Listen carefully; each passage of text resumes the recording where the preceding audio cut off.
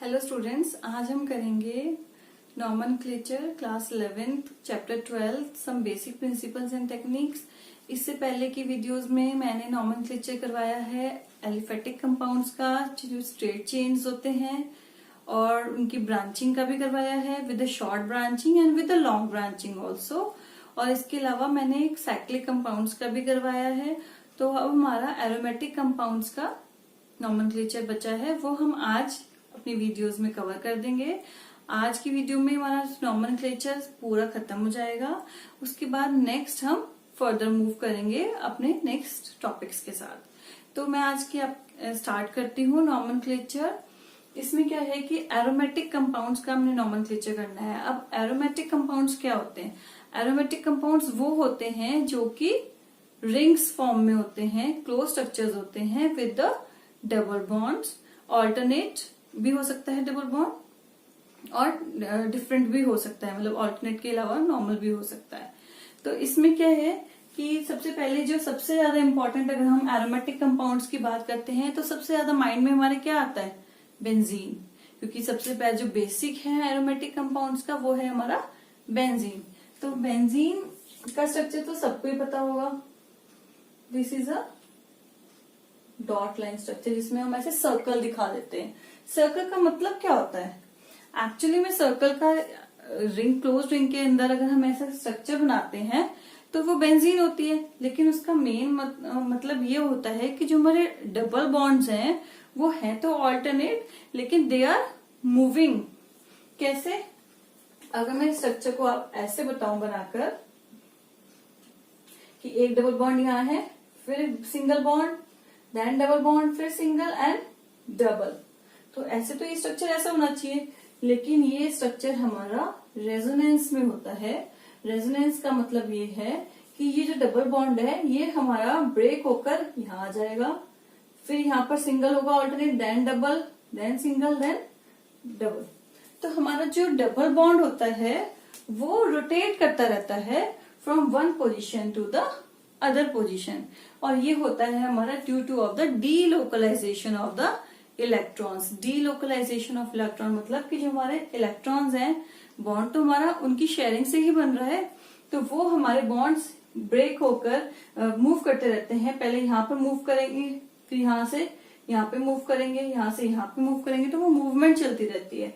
और मूवमेंट की वजह से जो बॉन्ड्स हैं वो हमारे ऑल्टरनेटली शिफ्ट होते रहते हैं from one carbon to the another carbon. तो इसी वजह से हम इसको रिप्रेजेंट कर देते हैं, इन दोनों के स्ट्रक्चर्स को हम बेसिकली रिप्रेजेंट कर देते हैं विद द सर्कुलर फॉर्म, कि हमारे जो बॉन्ड्स है वो यहाँ पर ऐसे घूम रहा है। तो ये जो हमारा बेंजीन हो गया बिल्कुल बेसिक स्ट्रक्चर। अब बेंजीन को अगर मैं एक बार ओपन करके भी आपको बताऊं तो वो कैसा होगा? इट इज कार्बन कार्बन,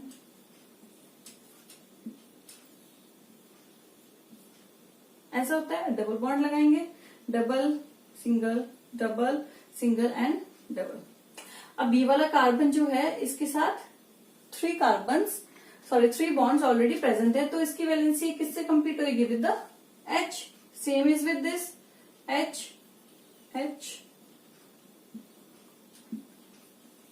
जितने भी कार्बन हमारे बेंजीन में प्रेजेंट होते हैं सबके साथ एक एक H प्रेजेंट होता है। तो हम इस H को रिप्लेस भी तो कर सकते हैं, डेफिनेटली कर सकते हैं। इस H को हम रिप्लेस कर सकते हैं विद एनी अदर एटम। तो वो हमारा कोई भी हेलोजन हो सकता है, वो हमारा कोई भी ऑक्सीजन हो सकता है, नाइट्रोजन हो सकता है, सल्फर हो सकता है, मिथाइल ग्रुप भी हो सकता है। जरूरी नहीं कि सिंगल एटम से करे, किसी ग्रुप से भी कर सकता है। ब्रांचिंग भी हो सकती है। ऐसा नहीं है कि यहाँ पर सिर्फ मैं बोलूँ कि सिर्फ क्लोरीन अटैच्ड होगा, यहाँ पर हमारी बहुत बड़ी ब्रांच भी हो सकती है। क्योंकि जो आपने अभी इससे पहले ब्रांचिंग वाले नॉमेनक्लेचर किया है, तो अभी तो आपने ऐसे किया था। उसमें आपने पढ़ी थी मिथाइल ग्रुप की ब्रांचिंग, उसमें आपने पढ़ी थी क्लोरीन की ब्रांचिंग। तो अब इसमें मैं बोलूं कि मैं तो इस कार्बन पर बेंजीन अटैच कर रही हूँ, कर सकते हैं, क्योंकि मैंने जो हाइड्रोजन यहाँ से रिप्लेस करा उसके ऊपर मैंने इतना बड़ा ग्रुप लगा दिया। हो सकता है, इट इज पॉसिबल। तो उसकी नेमिंग भी कैसे करनी है वो सारा हम इसमें पढ़ेंगे। तो अब यहाँ पर हमारा हाइड्रोजन एक भी रिप्लेस हो सकता है, it may be replace by 2, 3, 4, 5 and 6। तो मैक्सिमम हमारे यहाँ पर 6 हाइड्रोजन रिप्लेस हो सकते हैं, तो हमारी 6 सब्स्टिट्यूशन हो सकती है। तो उसके हिसाब से हमारी क्या नॉमेनक्लेचर होगा वो हम यहाँ पर करेंगे। तो सबसे पहले मैं आपको बेसिक सिंगल सब्स्टिट्यूशन का बताती हूँ।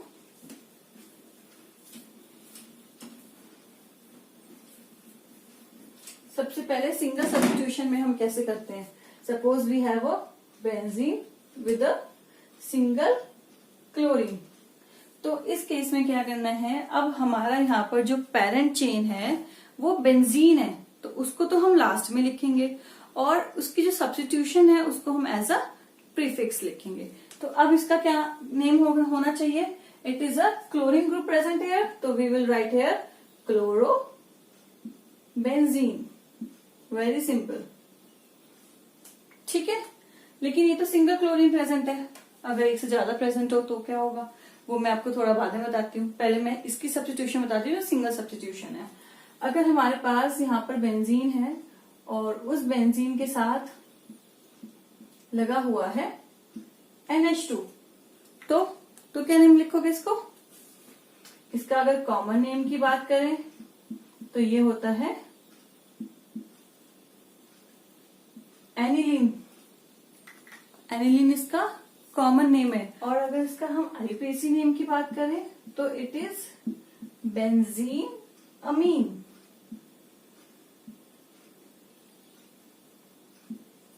ठीक है, यहां पर हमने बेंजीन पहले मेंशन किया है और अमीन बाद में। एक और इसका एग्जांपल मैं बताती हूँ।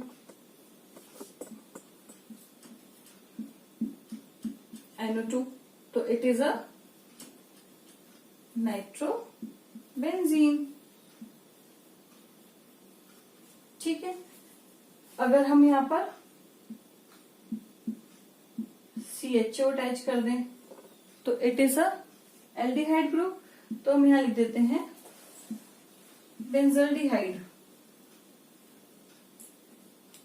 ठीक है, ये हमारा कॉमन नेम भी है और ये हमारा आईयूपीएसी ने भी एक्सेप्ट किया हुआ है, तो आईयूपीएसी वाले भी बेंजल्डिहाइड को लिखते हैं। ठीक है, सेम ऐसी है। अगर यहाँ पर COH लगा हो तो it is a benzoic acid. Oic stand for the carboxylic. ठीक है, ऐसे करके आपको डिफरेंट नॉमेनक्लेचर्स हैं वो आपको लर्न करने हैं। जैसे जैसे आप यूज करते होते हो तो आपको लर्न होते चले जाते हैं। तो ये तो हमारी बात हुई सिंगल सब्स्टिट्यूशन की, कि अगर एक ही सब्स्टिट्यूशन है। लेकिन अगर we have a more than one substitution, उस केस में फिर हम क्या करें, तो उस केस में भी हम नंबरिंग करते हैं और जो रूल्स हमारे चलते हैं वो नॉमेनक्लेचर के ही चलते हैं।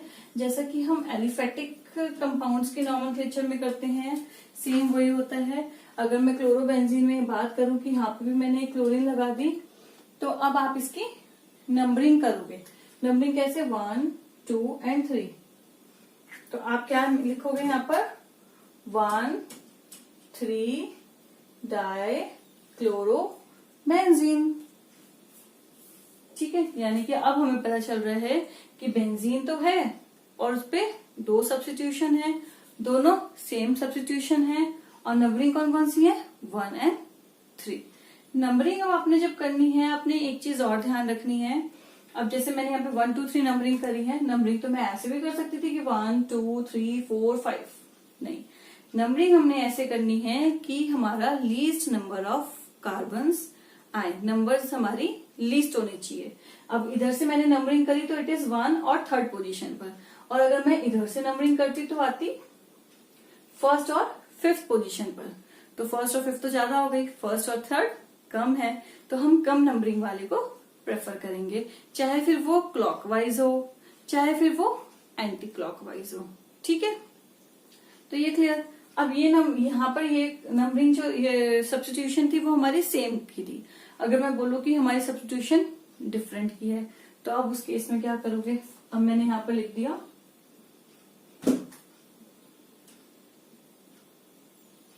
Br, it is a bromine. मैं दोनों हेलोजन ही लगाई हैं, आप कोई और फंक्शन ग्रुप भी लगा सकते हो। हमारा OH भी लगा हो सकता है, CHO भी लगा हो सकता है, बहुत सारे हमारे बनते हैं। अगर हम बेंजीन की सब्स्टिट्यूशन की बात करें तो there is a lot of examples. तो मैं आपको यहाँ पे कुछ कुछ बेसिक्स वाले बता रही हूँ कि जिससे कि आपको इजीली अंडरस्टैंड हो सके, रूल्स कैसे अप्लाई करने हैं वो आपको समझ में आ सके। तो अब मैंने यहाँ पर एक ब्रोमीन लगा दिया है, तो अब ब्रोमीन के हिसाब से नंबरिंग कैसे करोगे आप? नंबरिंग आप करोगे 1, 2 एंड 3 और अल्फाबेटिकली। तो ब्रोमीन कम्स फर्स्ट, तो it is first and 2 and 3। तो आपने ये नहीं सोचना है कि हमारी क्लॉक तो ऐसे चलती है तो हम नंबरिंग ऐसे ही करें हमेशा। हम लोग सोच रहे हैं कि यहाँ पे 1, 2, 3, 4, 5 तो ऐसे चलेंगे। नंबरिंग आपने जब भी करनी है तो इट में बी क्लॉकवाइज, इट में बी एंटी क्लॉकवाइज, लेकिन वो हमारी लीस्ट नंबर होना चाहिए सब्स्टिट्यूशंस का ऑलवेज। तो इसलिए मैंने नंबरिंग अब यहां से की तो ये अब जाएगी, क्योंकि आपको एक चीज ये भी पता होगी कि जो बेंजीन होती है उस बेंजीन में सारे कार्बन और सारे हाइड्रोजन इक्वल होते हैं। तो अगर मैं इसको ऐसे लिखूं तो भी ठीक है, अगर मैं इसको ऐसे लिखूं कि मैं यहाँ पर ब्रोमीन लगा दूं और यहाँ पर क्लोरीन लगा दूं तो भी नंबरिंग हमारी सेम होगी। फिर हम नंबरिंग यहां से शुरू करेंगे, तो सॉरी क्लोरीन हमारी यहाँ होगी। तो अभी नंबरिंग ऐसी होगी 1, 2 एंड 3। तो हमारी सब्स्टिट्यूशन चाहे कहीं भी लगी हुई हो, हमारी नंबरिंग हमेशा अल्फाबेटिकली ऑर्डर से होनी चाहिए और लीस्ट होनी चाहिए, ठीक है। तो अब आप इसको क्या लिखोगे? अल्फाबेटिकली अगर हम लिखते हैं तो ब्रोमीन पहले आता है, तो इट इज अ 1 पोजीशन पर ब्रोमो है हमारा, एंड 3rd पोजीशन पर वी हैव अ क्लोरो और बेंजीन, सिंपल। तो इससे क्या पता चल रहा है? अगर मैं आपको बोलूं कि खाली मैंने आपको ये नेम दिया और मैं आपको बोलूं कि आप उसका स्ट्रक्चर ड्रॉ कर दो तो आप कर सकते हो, पर आपको सारे रूल्स हैं। कैसे करोगे? सबसे पहले एक बेंजीन बना लो, ठीक है। उसकी फर्स्ट पोजीशन पर कहीं से भी फर्स्ट पोजीशन कंसीडर करते हो, यूजुअली हम यहीं से करते हैं क्योंकि वो इजी लगता है हमें कि यहाँ से 1 करते हैं और फिर आगे फर्दर जो सब्स्टिट्यूशन है हम क्लॉकवाइज चलते हैं। तो we will start from this end then we will move like this, ठीक है। तो वो हमें थोड़ा इजी होता है। तो फर्स्ट पोजीशन पे ब्रोमो लगा दिया और 3rd पोजीशन पे क्लोरो। तो this is first, second and 3rd, तो यहाँ पर हम लगा देंगे क्लोरीन। स्ट्रक्चर हमारा बन गया। तो ये आपको ऐसे करना है, ठीक है, इजी वे में।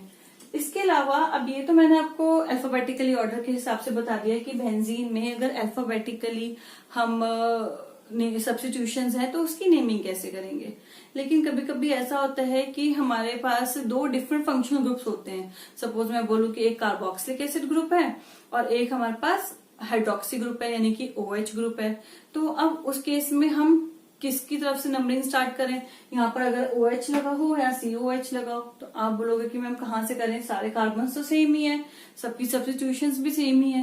तो उसके लिए हमारे पास एक प्रायोरिटी सीरीज होती है और वो प्रायोरिटी सीरीज के अकॉर्डिंग हम नंबरिंग्स करते हैं। जिसकी प्रायोरिटी पहले होगी वो हमारा नंबरिंग में फर्स्ट नंबर आएगा, जिसकी लीस्ट प्रायोरिटी होती है वो हमारा लीस्ट नंबर पर आता है, वो हमारा आगे की तरफ मूव करता है। तो मैं आपको उसको एग्जांपल्स देके बताती हूँ। तो स्टूडेंट्स हमारी ये है प्रायोरिटी सीरीज। प्रायोरिटी सीरीज का मतलब है कि अब क्या प्रायोरिटी सीरीज जो बनाई गई है वो उसकी प्रॉपर्टीज के हिसाब से बनाई हुई है फंक्शन ग्रुप की।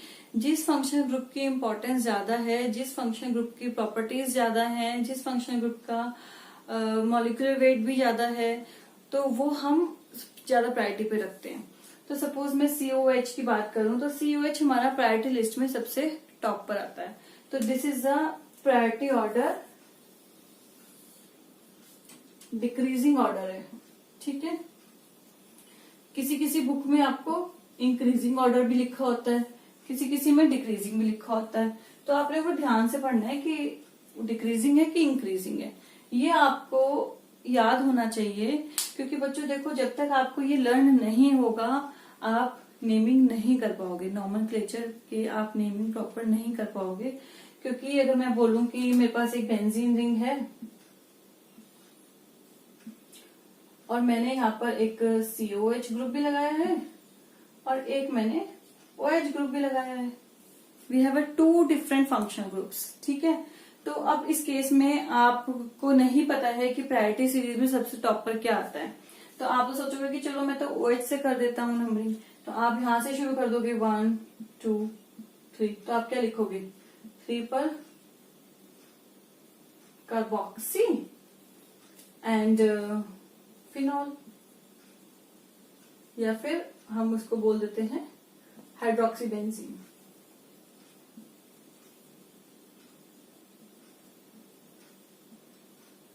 ठीक, लेकिन अब क्या है कि वो आपका गलत हो जाएगा। आपको क्या करना है, जिसकी प्रायोरिटी ज्यादा है उसको सबसे पहले नंबर देना है, लीस्ट नंबर देना है। तो अब आप इसमें क्या करोगे, नंबरिंग जो आप करोगे प्रायोरिटी सीरीज के अकॉर्डिंग, अब आपने देखा कि COH सबसे पहले आता है, तो COH की नंबरिंग सबसे पहले होनी चाहिए। तो मैं यहां पर अब लिखूंगी 1 then 2 and then 3। ठीक है, तो अब हम सब इसको पेरेंट चेन में लिखेंगे और इसको हम एज अ सब्स्टिट्यूशन लिखेंगे। तो क्या लिखेंगे, थर्ड पोजीशन पे वी विल मेंशन कि थर्ड पर हमारा क्या है, हाइड्रोक्सी ग्रुप है, एंड देन अगर हाइड्रोक्सी ग्रुप को हटा दे तो what is this, this is a benzoic acid. तो आप लिखोगे 3 हाइड्रोक्सी बेंजोइक एसिड,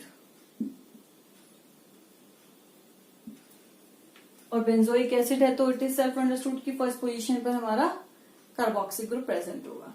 तो आपने क्या करना है कि इस सीरीज को लर्न करना है और इस सीरीज के हिसाब से ही आपने अपनी नॉमेनक्लेचर के नेमिंग करनी है एरोमेटिक रिंग्स की। तो स्टूडेंट्स, मैं आपको कुछ एग्जांपल्स देख के बताती हूँ, थोड़ा सा आपको और अच्छे से अंडरस्टैंड होगा। तो देखिए कि नॉमेनक्लेचर ऑफ एरोमेटिक कंपाउंड्स में अगर मैंने आपको बताया था कि सिंपल स्ट्रक्चर होता है तो इट इज अ बेंजीन, लेकिन इस बेंजीन के अगर एक H को हम रिप्लेस कर देते हैं और ये वैलेंसी अगर खाली होती है तो हम इसको फिनाइल बोलते हैं। ठीक है, यानी कि यहाँ पे कोई सब्स्टिट्यूशन है और इसको हम एज अ ब्रांचिंग लेंगे तो हम इसको हमेशा फिनाइल कंसीडर करेंगे। नेक्स्ट केस में क्या है कि यहाँ पर हमारा एक मिथाइल ग्रुप अटैच्ड है और वो मिथाइल ग्रुप अगर अटैच होगा और फर्दर आगे उसकी ब्रांचिंग भी हो सकती है, उसके साथ कोई फंक्शनल ग्रुप भी अटैच हो सकता है, उससे हमें नहीं कोई मतलब, लेकिन अगर यहाँ पर एक मिथाइल ग्रुप अटैच्ड है तो we will consider it as a benzyl group. और इस केस में अगर मैंने जैसे ये एरोज बनाए हैं तो इसका मतलब है कि यहाँ पर फर्दर हमारे पास कार्बन अटैच्ड होगा। ठीक है, तो अगर हमारे यहाँ साथ जिस कार्बन के साथ फिनाइल या बेंजीन प्रेजेंट है उसके साथ 2 कार्बन और अटैच्ड हैं तो ये हमारा बेंजल होगा, और अगर हमारे पास 3 कार्बन अटैच है तो इट इज अ बेंजो।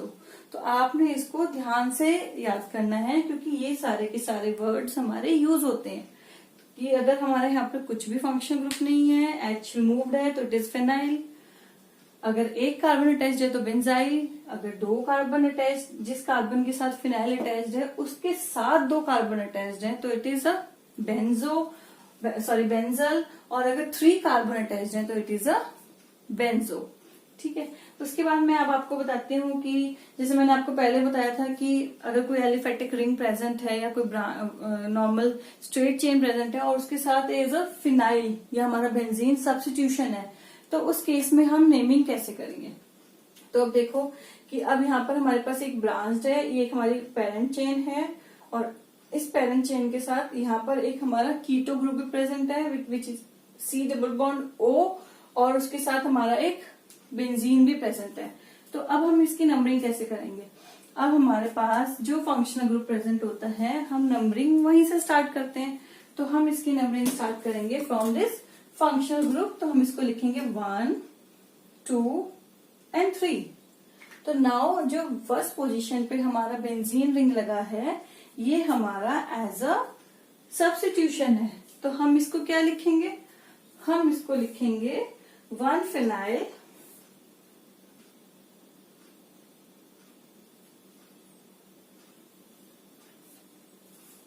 और ये 3 कार्बन्स का है, तो 3 कार्बन्स की चेन को हम क्या लिखते हैं, प्रोप, क्योंकि हमारे यहाँ पे फंक्शन ग्रुप प्रेजेंट है तो इसको हमें मेंशन भी करना है। तो prop कौन सी पोजीशन पर है? 1 on। हमारा इसका नेम होगा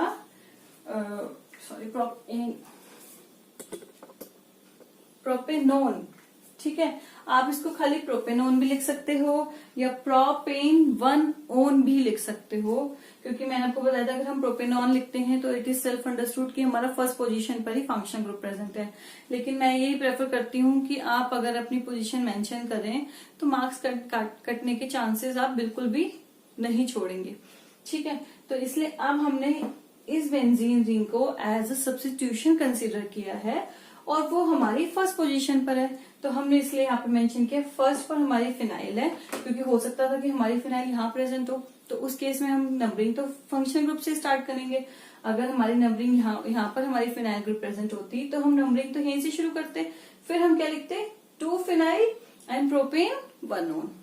ठीक है, लेकिन हमारी फर्स्ट पोजीशन पर ही फंक्शनल ग्रुप भी है और फर्स्ट पोजीशन पर ही हमारी बेंजीन भी अटैच्ड है, तो हमने इसको लिखा 1 फिनाइल प्रोपेन 1 ओन। इजी। अब एक और एग्जांपल मैं आपको लेके बताती हूँ।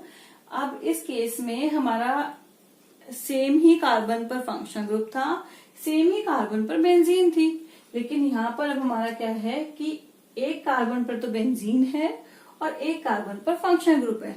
अब आप सोचोगे कि हम नेमिंग कहाँ से स्टार्ट करें, नंबरिंग कहाँ से स्टार्ट करें, यहाँ से करें कि यहाँ से करें? तो अब आपने नंबरिंग स्टार्ट करनी है फ्रॉम द फंक्शनल ग्रुप, क्योंकि ये तो एज अ सब्स्टिट्यूशन है। बेंजीन को तो हम यहाँ पर एज अ सब्स्टिट्यूशन ले रहे हैं, OH को तो सब्स्टिट्यूशन नहीं ले सकते, तो हम नंबरिंग स्टार्ट करेंगे फ्रॉम दिस कार्बन। तो this is the 1 carbon and this is the 2 carbon.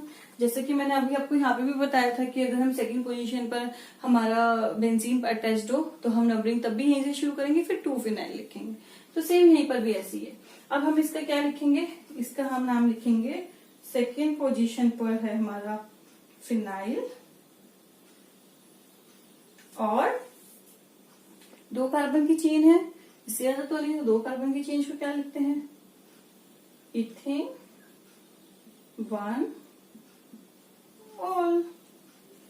Ethanol, ethanol भी लिख सकते हो और इथेन 1 ऑल भी लिख सकते हो। तो ये हमारा इसका नेम होगा IUPAC का। और अगर मैं इसी में आपको बोलूं कि हमें कॉमन नेम लिखना है तो हम कैसे लिखेंगे? तो कॉमन नेम में हम क्या करते हैं, अल्फा और बीटा लिखते हैं। तो alpha we will start from the functional group, तो हम यहाँ से यहाँ पे हम लिखेंगे अल्फा और यहाँ पे हम लिखेंगे बीटा। और अगर फर्दर आगे कार्बन होते तो हम लिखते गामा, डेल्टा। अब इसकी नेमिंग क्या होगी? इसकी नेमिंग होगी कि बीटा पर हमारा क्या प्रेजेंट है? फिनाइल। इस बीटा पोजीशन पर फिनाइल प्रेजेंट है और साथ में क्या है? 2 फंक्शनल ग्रुप, तो हम इसको लिखते हैं इथाइल अल्कोहल। तो ये हो गया इसका कॉमन नेम।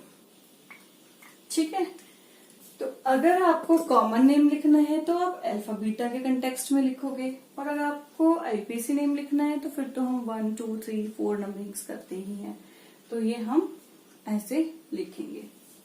इसके अलावा एक और चीज भी है जो कि बहुत ज्यादा इम्पोर्टेंट है, वो भी मैं आपको एक बार बता देती हूँ, आपको थोड़ी सी क्लियर हो जाएगी कि हमारी जैसे सपोज कोई बेंजीन है और उसके पास यहाँ पर लगा हुआ है OH। ठीक है, तो अगर हमारे बेंजीन के साथ OH लगा होता है तो हम इसको यूजुअली फिनॉल बोलते हैं। Phenol is a common name, लेकिन IUPAC ने भी इसको एक्सेप्ट किया गया है तो IUPAC भी इसको फिनॉल ही बोलती है। अदरवाइज इसका नाम हाइड्रोक्सी बेंजीन होता है, हाइड्रोक्सी बेंजीन। ठीक है, लेकिन अभी फिनॉल तो यहाँ पर है प्रेजेंट, और मैं इसको बोलूं कि यहाँ पर मैंने एक सब्स्टिट्यूशन लगाई है क्लोरीन की। ठीक है, तो अगर हम कॉमन नेम्स के अकॉर्डिंग देखें तो जो सब्स्टिट्यूशन जहां पर हमारा मेन फंक्शन ग्रुप लगा है उसकी नेक्स्ट पोजीशन पर होती है इन अ बेंजीन रिंग, तो हम उसको बोलते हैं ऑर्थो। ठीक है, या फिर मैं आपको बोलूं कि जहां पर फंक्शन ग्रुप लगा है उसके नेक्स्ट जो पोजीशन है या हम उसको सेकंड नंबर भी बोल सकते हैं, तो सेकंड नंबर की पोजीशन को हम ऑर्थो बोलते हैं in a common name system. तो ये ऑर्थो हो गया। उसके बाद जिसका नेक्स्ट सब्स्टिट्यूशन है this one is a meta, this is a para, और again this is a meta and this is a ortho. ठीक है, तो हमारे पास एक बेंजीन में 2 ऑर्थो पोजिशंस होती हैं, 2 मेटा होती हैं और एक पैरा होती है। तो आपने इसको बड़े ध्यान से करना है, कहीं कहीं पर ऑर्थो, मेटा एंड पैरा। अब इसका नेम, अगर मैं इस वाले का नेम बोलूं, नेमिंग होगी तो इसकी होगी ऑर्थो क्लोरोफिनॉल। अब आप सोचोगे ऑर्थो क्लोरोफिनॉल है, पता नहीं कहाँ पे लगा हुआ है क्लोरीन, क्योंकि क्लोरीन अगर यहाँ लगा होगा तो वो ऑर्थो नहीं होगा, फिर वो मेटा होगा। तो उसमें बच्चे बड़े कंफ्यूज हो जाते हैं। तो आपने ऑर्थो क्लोरो का बड़ा ध्यान रखना है, क्योंकि मैक्सिमम जगह पर ऑर्थो, मेटा एंड पैरा के कंटेक्स्ट में ही लिखा होता है। और एक चीज और इसमें थोड़ा सा ट्विस्ट कर देते हैं वो क्वेश्चन। वो कैसे ट्विस्ट करते हैं,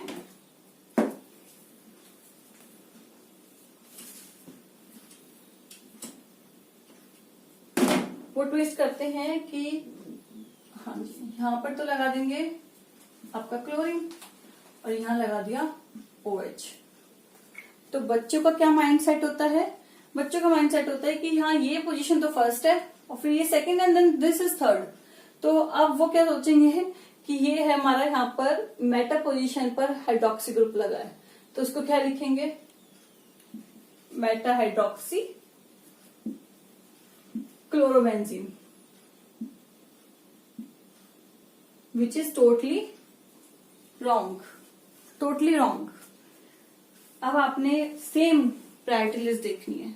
क्वेश्चन जो ट्विस्ट करके आता है वो ऐसे ही ट्विस्ट आता है, क्योंकि बच्चों का माइंड ये सेट होता है, हमारा भी ये माइंड सेट होता है कि सबसे फर्स्ट पोजीशन है वो ही है, उसके बाद कुछ मतलब जो दूसरी वाली है वो ऑर्थो, मेटा, पैरा ही होंगी। लेकिन अब यहाँ पर क्या है कि बेंजीन हमारी थोड़ी ऐसे की बजाय ऐसे घूमी हुई है, घूमने की वजह से अब हम इसको पोजीशन तो ये हमारी फर्स्ट ही रहेगी, तो this is the first position, this is second and this is third. तो फर्स्ट के नेक्स्ट कौन सी होती है, ortho, and this is Meta.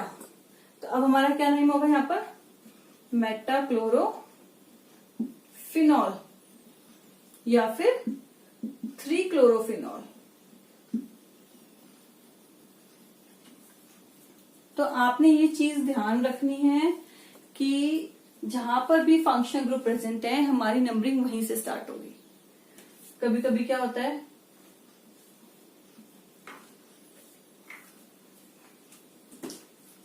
ऐसे बनाया होगा बेंजीन, यहां पर OH लगा देंगे और यहां पर क्लोरीन। तो अब इसके हिसाब से दिस इज पैरा पोजीशन, क्योंकि नंबरिंग का वहीं से शुरू करोगे 1 2 3 एंड 4। तो this is a para chlorophenol, ठीक है, और या फिर 4 क्लोरोफिनॉल। तो आपने नंबरिंग वहीं से शुरू करनी है जहां पर भी हमारा मेन फंक्शनल ग्रुप है या जो भी प्रायोरिटी के हिसाब से फंक्शनल ग्रुप प्रेजेंट है। ठीक है, तो इसको आप बहुत केयरफुली करना। इसके आप सारे एग्जांपल्स प्रैक्टिस भी करना। कोई डिफिकल्टी आती है तो आप मुझसे डिस्कस भी कर सकते हो। और इसके साथ हमारा नॉमेनक्लेचर खत्म हो गया।